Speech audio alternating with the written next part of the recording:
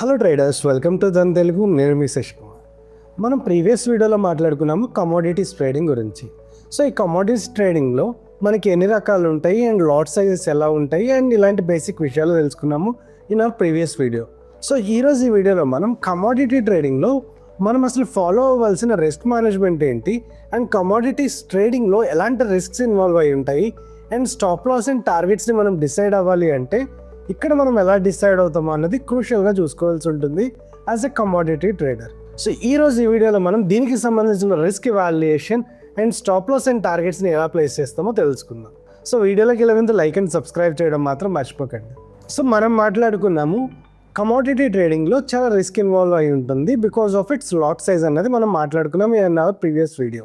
Commodity ట్రేడింగ్లో మనకి every 1 రూపీకి అప్రాక్సిమేట్గా మనకి 100 రూపీస్ డిఫరెన్స్ రావడాన్ని మనం గమనిస్తున్నాము. సో ఒక 1 రూపీకి నియర్లీ 100 రూపీస్ ఇంపాక్ట్ ఉన్నప్పుడు మనం చాలా క్రూషియల్గా మన లాట్ సైజ్ని అండ్ మన పొజిషన్ సైజింగ్ని మెయింటైన్ చేసుకోవాల్సి ఉంటుంది. అండ్ కమోడిటీ ట్రేడింగ్లో ఇంత రిస్క్ ఇన్వాల్వ్ అవ్వడానికి రీజన్ ఏంటి అండ్ ఈక్విటీస్కి దీనికి ఉన్న డిఫరెన్స్ ఏంటి అన్న విషయాన్ని కూడా ఇప్పుడు మనం చూద్దాం. సో మనం కనుక ఎగ్జాంపుల్ కోసం రిలయన్స్ ఇండస్ట్రీస్ మాట్లాడుకుందాం. సో రిలయన్స్ ఇండస్ట్రీస్ యొక్క స్టాక్ ప్రైసింగ్ అన్నది మల్టిపుల్ ఫ్యాక్టర్స్ మీద డిపెండ్ అయి ఉంటుంది. సో రిలయన్స్ ఇండస్ట్రీస్ గురించి మనం మాట్లాడుకుంటే మనకి రిలయన్స్ ఇండస్ట్రీస్ అన్న కంపెనీ పాస్ట్ ఫ్యూ ఇయర్స్ నుంచి మార్కెట్స్లో ట్రేడ్ అవుతుంది అండ్ ఈ పర్టిక్యులర్ స్టాక్కి సంబంధించిన ఇంపాక్ట్ అనేది ఇండియన్ గవర్నమెంట్ తీసుకున్న డెసిషన్స్ మీద ఆర్ ఆ పర్టికులర్ కంపెనీకి సంబంధించిన ప్రోడక్ట్ డెసిషన్స్ మీద, దాని యొక్క ఇంపోర్ట్స్ అండ్ ఎక్స్పోర్ట్స్ మీద డిపెండ్ అయి ఉంటుంది జనరల్గా. బట్ అదే మనం క్రూడ్ ఆయిల్ ఆర్ గోల్డ్కి సంబంధించిన విషయాన్ని మనం కనుక మాట్లాడుకున్నట్లయితే వరల్డ్లో ఉన్న చాలా కంట్రీస్ అండ్ ఈరోజు మనం చూసినట్లయితే war situation, straight of Hormuz దగ్గర ఎక్కడో ఒక పర్టికులర్ సప్లై చైన్ డిస్రప్షన్ రాగానే మనకి వరల్డ్ వైడ్గా దాని ఇంపాక్ట్ కనిపిస్తూ ఉండడము అండ్ ఆయిల్ ప్రైసెస్ ఒక డేలోనే మనకి $30-40 చేంజ్ అయిన డేని కూడా మనం ఇలాంటి రోజుల్లో చూసాం. సో మనకి అర్థమవుతుంది కమోడిటీ ట్రేడింగ్లో ఎంత రిస్క్ ఇన్వాల్వ్ అయ్యింది అండ్ చాలా కంట్రీస్ దాని ఇన్వాల్వ్మెంట్ అండ్ కంట్రీస్ తీసుకున్న డెసిషన్స్ ఇంపాక్ట్ కూడా దీని మీద ఉంటుంది.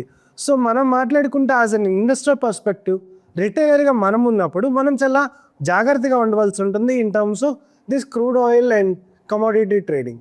సో ఈ కమోడిటీ ట్రేడింగ్ గురించి మనం గమనించినప్పుడు మనకి గోల్డ్ కానీ క్రూడ్ ఆయిల్ కానీ లేదా అల్యూమినియం, సిల్వర్ ఇలాంటి ఎటువంటి అసెట్ అయినా మనకి రిలయన్స్ లాగా ఒక కంట్రీ ఎకానమీ మీద లేకపోతే ఒక కంట్రీ ఇంపోర్ట్స్ అండ్ ఎక్స్పోర్ట్స్ మీద లేకపోతే ఆ కంపెనీ యొక్క డెసిషన్స్ మీద ఇంపాక్ట్ అయి ఉండదు.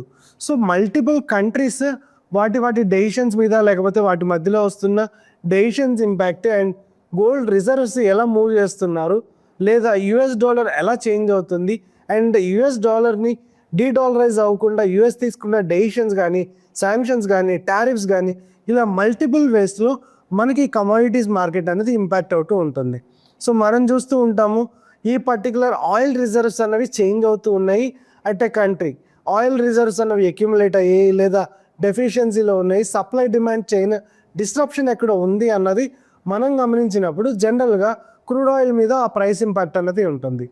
సో ఇలా మనం ఇన్వెంటరీ వచ్చిన రోజున లేకపోతే ఏదో కంట్రీకి సంబంధించి రిజర్వ్స్ ఎంత ఉన్నాయని ప్రకటిస్తున్న రోజున లేదా శాంక్షన్స్ గురించి కానీ లేకపోతే టారిఫ్స్ గురించి కానీ ఇలాంటి ఎటువంటి న్యూస్ వచ్చినా ఫస్ట్ ఇంపాక్ట్ అయ్యేది commodities market.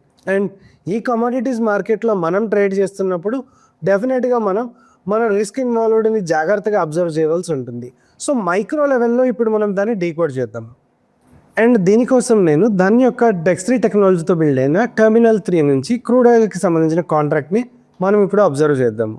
And crude oil కాంట్రాక్ట్ని మనం గమనించినప్పుడు ఇప్పుడు అప్రాక్సిమేట్గా 9,050 రూపీస్ దగ్గర ట్రేడ్ అవుతూ ఉండాలని మనం ఇక్కడ నుంచి గమనించవచ్చు.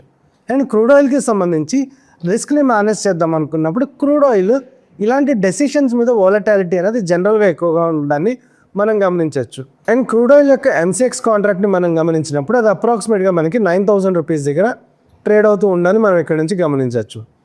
అండ్ మనం ఇక్కడ గమనించినట్లయితే మార్కెట్ ఓపెన్ అయిన తర్వాత ఈ పర్టిక్యులర్ డేని మనం గమనించినప్పుడు మనకి ఇక్కడ నుంచి ఒక హై మొమెంటమ్ 8,800 నుంచి 9,050, సో 250 రూపీస్ అప్రాక్సిమేట్గా క్రూడ్ ఆయిల్ని ఇవాళ మూవ్ అవ్వడాన్ని మనం ఇక్కడ నుంచి గమనించవచ్చు. అండ్ ఈ పర్టిక్యులర్ మూమెంట్ని మనం ట్రాక్ చేద్దాం అనుకున్నప్పుడు మనకి ప్రైస్ రేంజ్ అన్నది అప్రాక్సిమేట్గా 240 రూపీస్గా ఉంది. And 240 rupees into lot size కనుక మీరు 100గా కన్సిడర్ చేసినట్లయితే అప్రాక్సిమేట్గా 24,000 వరకు ఇక్కడ డిఫరెన్స్ రావడాన్ని చూస్తున్నాం. So 24,000 rupees profit and loss management అనేది రిటైలర్ పర్స్పెక్టివ్లో కొంత ఇబ్బందిగా ఉంటుంది to manage its risk. And మనం ఒక టార్గెట్ని ప్లేస్ చేద్దామన్నా, స్టాప్ లాస్ని ప్లేస్ చేద్దామన్నా ఇక్కడ మనం సైకలాజికల్గా ఇక్కడ నుంచి ఫర్దర్గా పెరుగుతుందేమో, లేదా ఒక స్టాప్ లాస్ని ప్లేస్ చేద్దాం అనుకున్నప్పుడు ఒకవేళ మనకి అగేనెస్ట్గా పొజిషన్ మూవ్ అవుతుంటే ఇక్కడ నుంచి రికవర్ అవుతుందేమో ఏమో అనుకుంటూ మన స్టాప్ లాస్ని అండ్ మన రిస్క్ మేనేజ్మెంట్ని కంప్లీట్గా మనం పక్కన పెట్టేస్తాము. అండ్ కొన్నిసార్లు దీనివల్లే రిటైలర్స్ దెబ్బతినే అవకాశం ఉంది in it's commodities trading. So మనం ఇక్కడ ఒక ప్రాపర్ ప్లానింగ్ ఉన్నప్పుడు కమోడిటీస్ ట్రేడింగ్లో వస్తున్న రిస్క్ని కూడా మనం ప్రాపర్గా అర్థం చేసుకోవచ్చు. అండ్ ఇక్కడ నుంచి మనం గమనించినట్లయితే సూపర్ ట్రెండ్ అని మనకు కనిపిస్తుంది. సో సూపర్ ట్రెండ్లో మనకి 10-3 అన్నది ఇంట్రాడేలో జనరల్గా ట్రేడర్స్ అబ్జర్వ్ చేస్తూ ఉంటారు. సో ఇక్కడ మనం ఈ పర్టిక్యులర్ ఫ్యాక్టర్ ఏదైతే ఉందో దీన్ని మనం 1.5గా మనం మార్చుకున్నప్పుడు మనం దాన్ని ట్రైలింగ్ స్టాప్ లాస్గా యూస్ చేసినప్పుడు జనరల్గా మనం వచ్చే స్వింగ్స్ని క్యాప్చర్ చేయడానికి అవకాశం ఎక్కువగా ఉంటుంది. సో ఇక్కడ నుంచి మీరు గమనించినట్లయితే మనకి మార్కెట్లో ఇక్కడ ఒక పాజిటివ్ మొమెంటం కనిపించింది. అండ్ ఇక్కడ నుంచి మనం గమనించినప్పుడు జస్ట్ 21 మూవింగ్ యావరేజ్ మీదే మనం డిపెండ్ అయ్యి ట్రేడ్ చేసే ట్రేడర్ అనుకుందాం. సో 21 మూవింగ్ యావరేజ్ పైకి వెళ్ళినప్పుడు లాంగ్ ట్రేడ్ ఇనిషియేట్ చేస్తాము.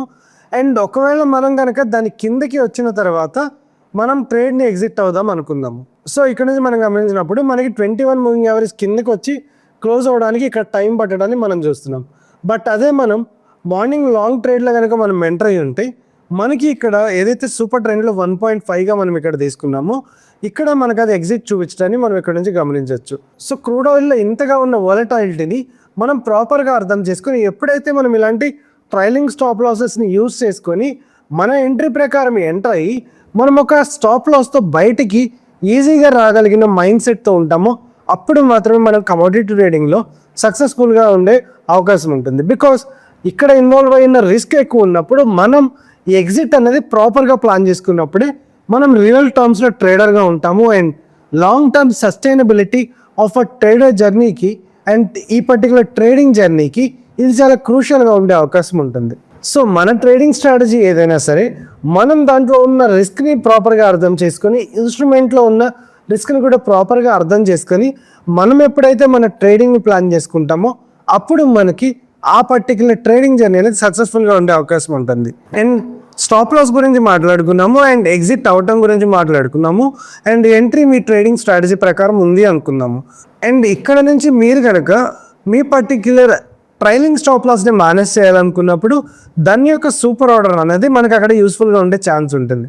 సో దాని యొక్క సూపర్ ఆర్డర్ని యూజ్ చేసి కమోడిటీ ట్రేడింగ్లో మనం ట్రైలింగ్ స్టాప్ లాస్ని ఎలా ప్లేస్ చేసుకోవచ్చు అన్నది ఫర్దర్ వీడియోస్లో చూద్దాము. సో ఇప్పటి నుంచి రాబోయే కమోడిటీ సిరీస్ వీడియోస్లో మనం కమోడిటీ ట్రేడింగ్ని ఇన్ఫ్లుయెన్స్ చేసే పారామీటర్స్ ఏ ఉన్నాయి అండ్ వాటిని మనం ప్రాపర్గా అర్థం చేసుకొని మన కమోడిటీ ట్రేడింగ్ని మనం సక్సెస్ఫుల్గా చేసుకోవడం ఎలాగా అండ్ ఆ పర్టికులర్ ట్రేడింగ్ జర్నీని కన్సిస్టెంట్గా మనం ఒక ప్రాపర్ ట్రేడర్గా రిస్క్ని అర్థం చేసుకుంటూ మన కమోడిటీ ట్రేడర్ జర్నీని కంటిన్యూ చేయడము ఎలాగా అన్న విషయాన్ని మనం ఫర్దర్ వీడియోస్లో చూద్దాము. అండ్ ఫర్దర్గా కమోడిటీ ట్రేడింగ్లో మీకు ఎటువంటి డౌట్స్ ఆఫ్ ఫీడ్బ్యాక్ ఉన్నా కమెంట్ సెక్షన్లో తెలియజేయండి. మరో వీడియోతో మనం మళ్ళీ కలుద్దాం. నేను మీ Shashikumar and happy trading from Dhan. Investments in the securities market are subject to market risk. Read all the related documents carefully before investing.